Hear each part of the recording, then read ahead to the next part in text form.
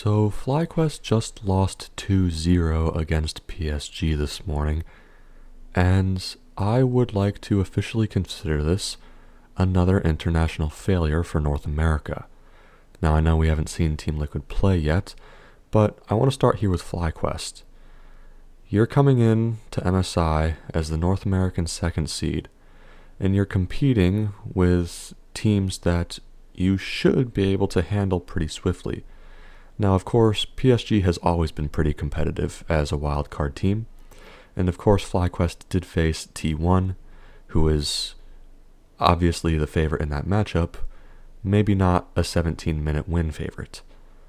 Now FlyQuest, if you look at their roster, Bwipo, Inspired, and Jensen are three of the most experienced players in the West in terms of international play. Masu, the rookie, was by far their best performing member outside probably Bwipo. And Busio, well, considering he's put on Nautilus every game and just expected to int, I kind of feel bad for him because there's not much he can do. Now, this team wasn't bad by any means. They were first place in North America regular season. They were runner-up in a kind of close final against Team Liquid. Not really close. But this team isn't bad by any means. And what they showed at this tournament was absolutely atrocious. In their opening series against PSG, they won 2-1, but let's be honest, they looked like complete trash in that series. It was not clean whatsoever. Honestly, I would argue that PSG played better in the first series. In the second series against T1, they got utterly pub stomped. It wasn't even close. It was utterly embarrassing if you're a FlyQuest fan or a North American fan. And in this series, I feel like it was probably just leftover mental boom from the T1 series, and they got smacked to 2-0 by PSG again.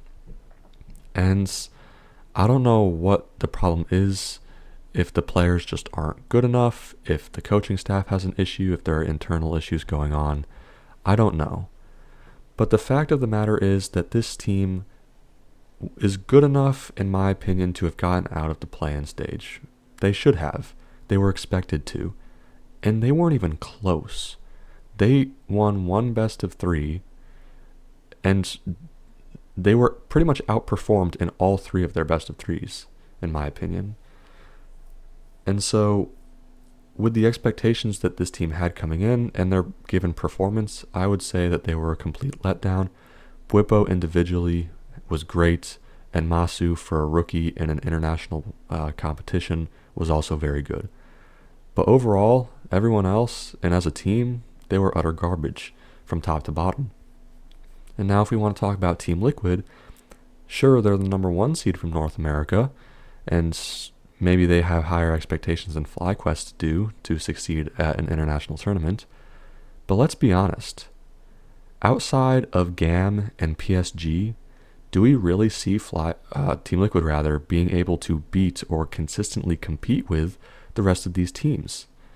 You know, I just don't expect it to go very well. They're facing teams like Genji, T1, Bilibili, Top, Fnatic, G2.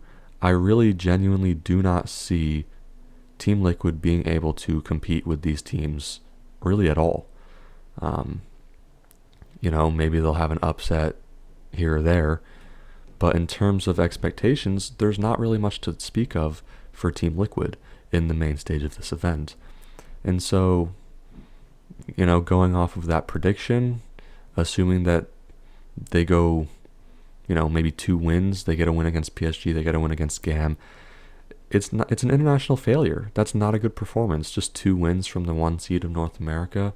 It should be better. And the expectations obviously are that we're not going to beat the East, but at least be competitive with them would be nice to see as a fan at least. But considering, or assuming rather, that Team Liquid is not successful at MSI, gets maybe a win here or there, but doesn't advance to the knockouts or anything like that, it is 100% a North American failure yet again at an international tournament. And this comes back to the question that I talked about a few videos ago of, will the West ever be able to compete with the East? Well, Fnatic was very competitive with top, and G2's always been competitive with the East. So I think the question now is, can North America be competitive with the East? Can North America be competitive with wildcard regions? Because PSG smacked us. PSG smacked FlyQuest. It wasn't even close.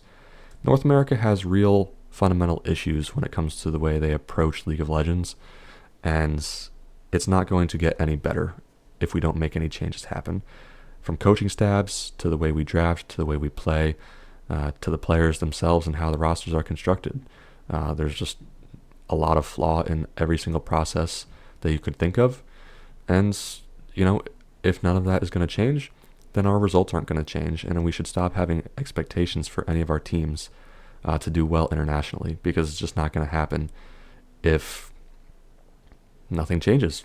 And that's really the problem here. So let me know what you guys think about this whole topic, what you thought about FlyQuest's performance, what you think Team Liquid might be able to do. But as far as I'm concerned, right now, in the current state, and assuming Team Liquid's expectations, this is an international failure. And I'm not happy about it as a big North American fan and supporter. I want to see these teams do well, and they're not. So, again, we'll see what Team Liquid has to offer, but I'm not expecting them to be competitive at all with any of the top-tier Eastern teams. But again, we'll see what happens. Anyways, that's pretty much all I got. Another North American international failure. What a surprise. Let's be honest. It was expected. Thanks for watching. See you next time.